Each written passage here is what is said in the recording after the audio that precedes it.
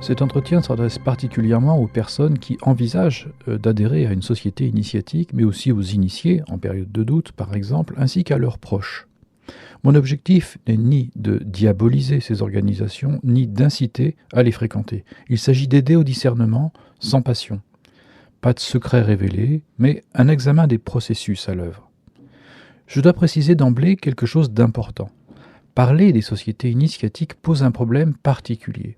Un non-membre ne sait pas vraiment de quoi il est question. Un membre, lui, est tenu par des engagements précis qui limitent sa parole. Cette difficulté même révèle déjà quelque chose du climat qui entoure ces organisations. Lorsque je parlerai des sociétés initiatiques, il sera évidemment question de certaines d'entre elles. Je ne prétends pas avoir fréquenté toutes les structures existantes. Cependant, une réalité doit être prise en compte. Nombre d'initiés ont une multi-appartenance et témoignent de ce qu'ils rencontrent ici ou là où ils sont. Et sur la base de ces témoignages convergents, certains aspects récurrents peuvent alimenter cette présente réflexion. Cet entretien pourra paraître à charge, mais le but est d'aider ceux qui s'interrogent à voir clair dans leur situation. Reconnaître les mécanismes décrits aujourd'hui, c'est déjà commencer à s'en libérer, le cas échéant. Nous examinerons 4 promesses courantes de ces organisations, puis nous confronterons ces promesses à leur traduction concrète. Ensuite, nous verrons les dommages possibles pour la personne. Mais commençons par clarifier 2 termes souvent mal compris dans ce contexte, la notion de secret et celle d'ordre initiatique. Une société initiatique n'est pas une société secrète. Une société secrète cherche réellement l'invisibilité et personne ne connaît son existence. Une société initiatique, elle, cherche à recruter tout en cultivant une réputation de discrétion. Ces organisations se présentent comme dépositaires d'un legs à transmettre sans préciser vraiment le contenu de cet héritage. Ce legs reste caché, alors soit parce qu'il serait trop précieux pour être révélé à tous, soit parce qu'il serait pourchassé par des ignorants hostiles. Mais cette ambiguïté fait partie de la stratégie de communication, c'est-à-dire ratisser large tout en paraissant sélectif. Énormément de sociétés initiatiques utilisent le terme « ordre » pour se définir. Ce n'est pas un hasard. Ce mot évoque dans la mémoire collective les ordres chevaleresques ou monastiques avec leur connotation positive et respectable. Mais attention, cette appellation est normalement strictement encadrée. Un ordre désigne soit une congrégation religieuse, soit une profession organisée. Et dans les 2 cas, il existe une règle de vie claire, des impératifs précis à respecter. Or, nous allons le voir, les sociétés initiatiques proclament justement refuser tout dogme et toute contrainte. Et cette contradiction devrait alerter. Comment être un ordre sans règles structurées ?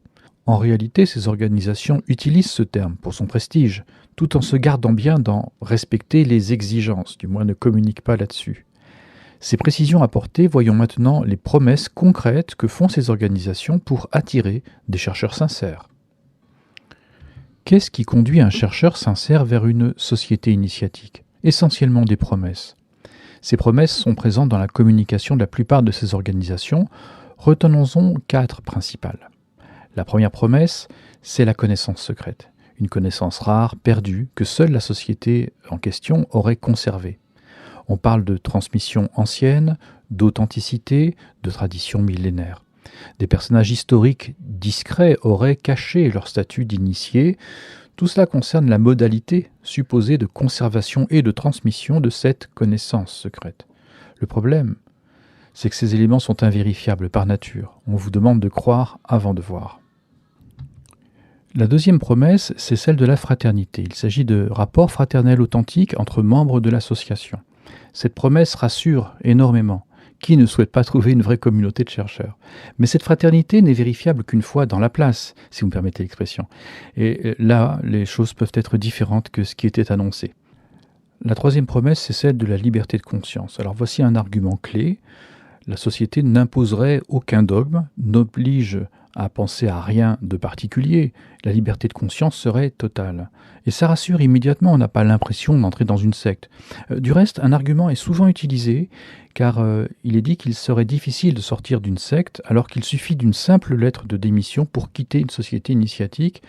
Nous verrons si c'est vraiment si simple. Enfin, la quatrième promesse, les sociétés initiatiques prétendent offrir une démarche philosophique, structurée, cohérente, qui oriente vers un rapport au monde avec des choix réfléchis. Ça donne l'impression d'une intellectualité maîtrisée, d'un ensemble de données cohérentes, évolutives, pouvant aider la personne. Ces 4 promesses sont susceptibles de répondre aux attentes ou aux exigences d'un chercheur sincère: connaissance profonde, communauté authentiquement tolérante et aimante, liberté d'esprit et cadre intellectuel solide et sécure, on pourrait dire. Le tout semble propice à l'épanouissement. Maintenant, on va voir ce que deviennent ces promesses, on va dire, sur le terrain. Chacune de ces promesses pourrait être analysée selon différents niveaux d'avancement dans l'organisation, mais pour l'efficacité de cet entretien, je vais traiter chaque promesse globalement, en soulignant les processus à l'œuvre plutôt que les étapes. Il ne s'agit pas de juger les personnes, mais d'aider à identifier les mécanismes qui peuvent se mettre en place progressivement, parfois à l'insu du membre lui-même, et même le plus souvent. Alors, première réalité, c'est la fraternité. Ce qui est promis comme fraternité se révèle assez vite être des rapports fondamentalement asymétriques. Cette asymétrie dure plusieurs années minimum. Le nouveau doit se plier aux usages, aux mœurs, aux coutumes du groupe. Par la suite, cette asymétrie va continuer sous d'autres formes. La connaissance est toujours promise pour plus tard, dans les cercles plus secrets, à des grades supérieurs ou à des fonctions précises. Cette structure crée mécaniquement des rapports de domination, des renvois d'ascenseur, implique aussi parfois des abus de confiance ou des rapports en tout cas biaisés, intéressés, et finalement assez loin de la fraternité ou de l'esprit de confiance que l'on pouvait imaginer au tout début. Surtout, cette fraternité, elle est purement contextuelle, c'est-à-dire liée à la durée de la fréquentation, qui peut se réduire aussi au paiement des cotisations. Toute démission, tout abandon signifie la perte immédiate de contact avec l'ensemble des membres, des initiés. Une fraternité authentique entre des personnes sincères survivrait-elle à une adhésion administrative? Donc on peut interroger sur l'authenticité de cette fraternité. Il s'agit plutôt de considérer comme une confrérie conditionnelle et non une fraternité authentique. Ce serait plus juste. Deuxième réalité, l'adogmatisme. On confond souvent dogme avec décision arbitraire. Et le non-dogmatisme des sociétés initiatiques vise surtout les religions, particulièrement le catholicisme. Mais si l'on définit le dogmatisme comme des contraintes arbitraires et immuables, on va rester dans cette compréhension-là, alors les sociétés initiatiques sont paradoxalement très dogmatiques. Les rituels d'initiation et de réunion sont intouchables. Impossible de les modifier ou de s'en passer. Chaque symbole, geste, parole vaut un sacramentel et prétend venir du fond des âges. L'assiduité aux réunions est aussi obligatoire. Cette présence régulière conduit à entrer dans le jeu des relations, mais aussi et surtout de s'imprégner du langage symbolique du groupe. Car il y a une adoption d'un langage spécifique, entouré d'allusions, de références qui deviennent vite des connivences. Ce n'est pas méchant, c'est juste de codes que l'on emploie ensemble. Et ce langage procure rapidement un sentiment d'appartenance, mais également remodèle insidieusement la conscience. Un initié sera choqué qu'on parle ainsi de conditionnement. Mais ça prouve aussi que ce conditionnement, justement, a opéré et qu'il n'est pas possible de remettre en question la manière de s'exprimer. Quant aux grades et initiations, ils sont censés attester d'un niveau de connaissance et de vertu, mais aucune corrélation existe entre niveau initiatique et acquisition réelle de sagesse, de profondeur ou d'équilibre. Une personne structurée le reste, une personne fragile le reste également. Idem pour ce qui est des tempéraments vertueux, tordus ou toxiques, etc. Le non-dogmatisme proclamé par les sociétés initiatiques ne concerne en fait que le contenu doctrinal, qui lui n'existe pas formellement. Et la pression latente du groupe, comme on vient de le voir, sert de doctrine tacite, et pour tout dire, c'est plus une culture, mais c'est pas une doctrine, parce que elle serait sinon au composite, à la fois composite et en même temps totalement fuyante. Et quand on cherche un contenu plus formel, alors il est question de la connaissance, toujours promise pour plus tard, ou la tradition qui est représentée par les rituels avec ses symboles, et dont tout le monde s'interroge sur ce que c'est exactement ces trucs-là. Troisième réalité, une connaissance donc qui est plutôt fuyante, comme je viens de le dire. Par connaissance, on peut imaginer un savoir sur des lois de l'univers, qui serait donc réservé aux initiés parce que les autres, ce serait trop dangereux ou je sais pas quoi. Bon. Historiquement, en fait, ça n'a peut-être concerné que des savoir-faire techniques, mais jamais des connaissances spéculatives ou philosophiques au sens classique du terme. Alors aujourd'hui, la définition de cette connaissance, c'est plutôt déplacée par la connaissance. Ça relèverait plutôt d'une expérience personnelle ou d'une illumination intérieure purement subjective ou d'origine intuitive. Alors, il pourrait s'agir d'une approche, d'une gnose, qui reposerait sur une sorte d'illumination intérieure, mais celle-ci, dans le cas des sociétés initiatiques, n'est jamais ni accompagnée, ni vérifiée, mais tend à se confondre avec des grades et des fonctions ou des responsabilités diverses qui existent, quoi. Mais ça n'a pas forcément lien avec un état intérieur réel. Alors cette approche est cohérente avec la pensée moderne centrée sur l'individu. Mais alors, on pourrait se demander pourquoi fréquenter une organisation avec ses jeux de pouvoir pour accéder à sa propre intériorité, finalement. Pourquoi nécessairement passer par des rituels d'initiation qui seront immuables mais qu'on ne comprend pas? Alors, un indicateur un peu révélateur, c'est quand des membres produisent des travaux qui exposent leurs recherches, rien n'est conservé ou réutilisé. Même dans les contributions profondes sur la symbolique ou l'histoire de l'organisation en question, ils seront archivés quelque part, mais pas du tout intégrés dans le fonctionnement de l'organisation. Et ce traitement de, entre guillemets, la connaissance, ou le savoir, donc le niveau, on va dire, intellectuel de la connaissance, ça constitue l'aveu qu'il n'existe aucun héritage réel à découvrir, à recevoir ou à transmettre, sinon sous forme de symboles, des symboles allusifs qu'on ne résout jamais. C'est comme un mur infranchissable de tout parcours initiatique. Finalement, on va le dire que tout est à redécouvrir à l'intérieur de soi. Je vais le dire autrement. Une société initiatique vit dans un perpétuel présent. Chaque membre tente de se relier à un environnement de symboles imposés donc, mais dont il doit trouver le sens par lui-même, sans que personne ne valide ou invalide sa réflexion.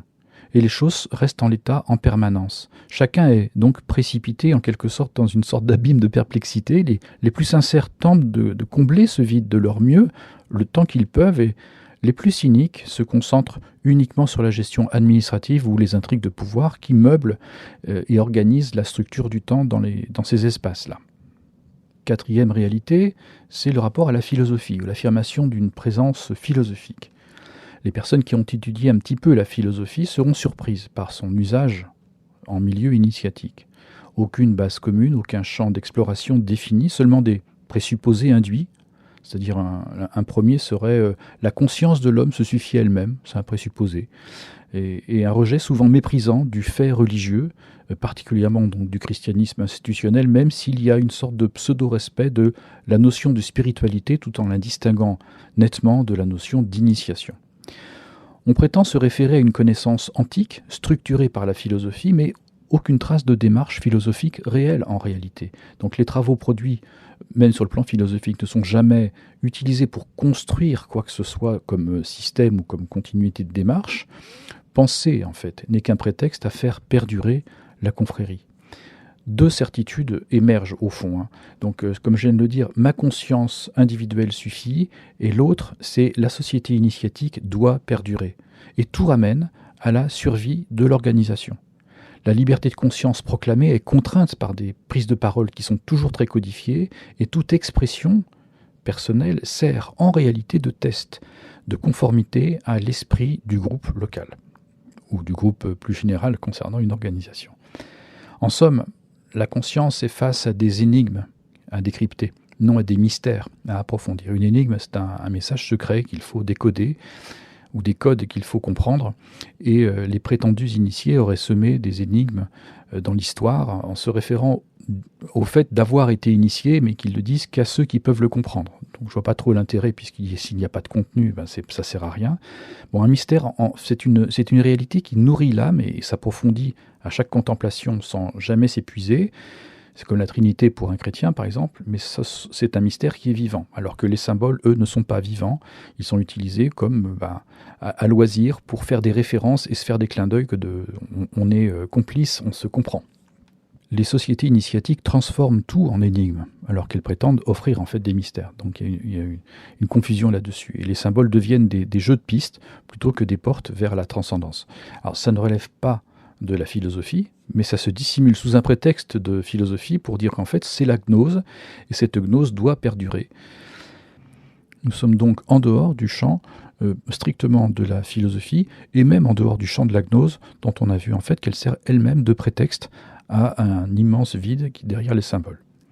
Voilà, après avoir évoqué ces réalités, la réalité de ces promesses, on va passer maintenant aux impacts, aux conséquences, voire aux dommages pour la personne, parce que c'est ça qui importe finalement. Donc, comme je le disais, du fait que ces promesses correspondent à des processus très progressifs, ces dommages que je vais décrire peuvent survenir à n'importe quel moment. Ça peut être très tôt dans l'adhésion pour certains, beaucoup plus tard pour d'autres, ça dépend des personnes en fait. Et c'est pourquoi cette analyse-là d'aujourd'hui vise à aider chacun à identifier les risques qu'il peut avoir subis ou qu'il a déjà subis, ou à constater les dommages qu'ont subis leurs proches dans le cas de personnes qui accompagnent, qui sont dans la famille ou les amis d'initiés. Je retiens 4 dommages principaux, et plutôt que de multiplier les catégories qui se recoupent entre les promesses, les niveaux initiatiques et le type de personnalité. Donc on va voir 4 dommages particuliers. Le premier, c'est la substitution d'autorité. Parce que malgré le discours sur la liberté de conscience, il s'opère une substitution d'autorité dans l'esprit du membre. L'autorité de tutelle devient la fraternité elle-même avec sa double hiérarchie administrative et initiatique. Et le paradoxe est total, c'est-à-dire qu'on proclame d'un côté « ma conscience seule décide », tout en cherchant constamment l'acquiescement du groupe, la validation du groupe. Et ces deux certitudes se renforcent mutuellement. La fraternité doit persister pour valider l'autonomie de conscience qu'elle prétend garantir. Un test simple révèle cette substitution. Lorsqu'un membre change de groupe local ou d'obédience, sa conscience personnelle n'est soudain plus en harmonie avec le nouvel environnement, qui est pourtant si ouvert et si tolérant et si fraternel. C'est l'illustration qu'en fait l'autorité de tutelle était bien la conscience collective du groupe et non la conscience personnelle du membre. Pour un membre qui appartient à une religion, cette substitution crée un conflit de loyauté qui est profond et qui peut endommager gravement sa vie spirituelle. Parce que celle-ci se trouve subordonnée à une instance purement humaine ou ayant prétention à relever d'une tradition encore plus ancienne, plus authentique ou plus libérante. Bref, de fait, la religion, avec sa transcendance, se trouve rabaissée sous une autorité humaine qui n'a pourtant pas d'autorité à le faire, à décider que la religion n'a pas d'autorité particulière ou de rapport à la transcendance. Mais cela établit une hiérarchie entre initiation et spiritualité qui est en réalité toute arbitraire et toujours au profit de l'organisation initiatique. Ceci est un mécanisme souvent insidieux qui peut prendre du temps ou qui peut être immédiat, ça dépend des situations personnelles et celles du groupe, mais en tout cas cette substitution d'autorité peut être très dommageable. Alors un deuxième dommage qui est l'effacement de la quête initiale. Ceux qui arrivent avec une quête authentique, même tâtonnante, même fragile, même bourrée d'erreurs, vraiment plein d'idées erronées, risquent de perdre complètement de vue cette vision-là lorsqu'ils adhèrent au moment de leur adhésion ou dans le cours de leur affiliation.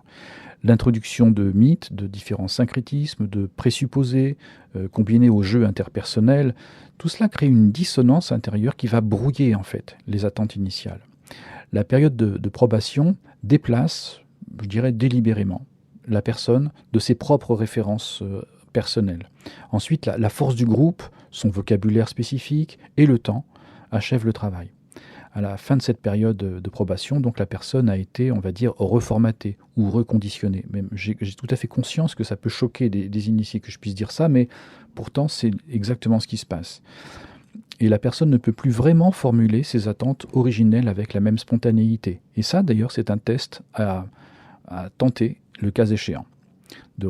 Essayer de se remémorer les attentes qui étaient les siennes au départ, pour ce qu'elles avaient simplement les attentes étaient bonnes et valables, et qu'est-ce qu'elles sont devenues pour autant qu'on puisse s'en souvenir.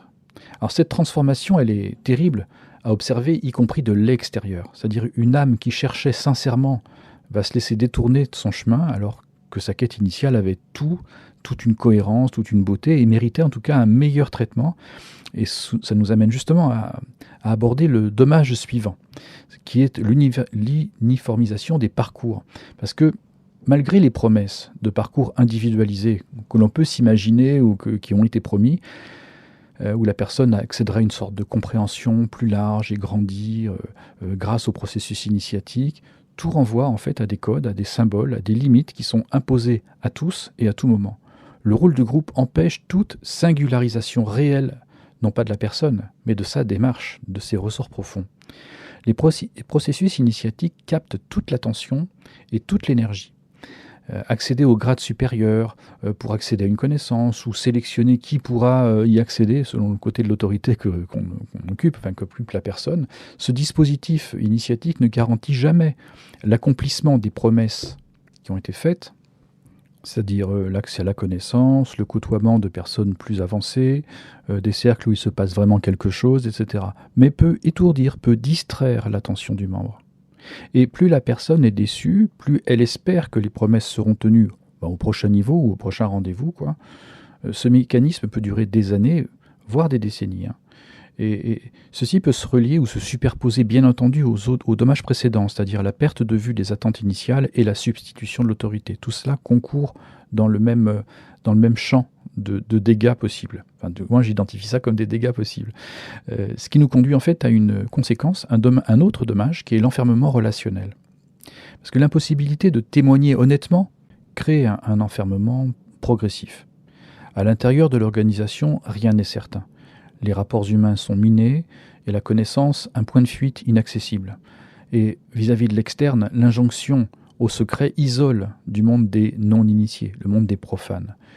Et le vocabulaire a été transformé, le membre suppose donc que personne ne pourra comprendre ce qu'il traverse, parce qu'il fera référence à une terminologie qui n'est pas censée être connue à l'extérieur. Et son cercle relationnel se compose à un moment donné de plus en plus d'initiés. Et donc les profanes deviennent marginaux dans son carnet d'adresses. Ils sont réduits au strict minimum.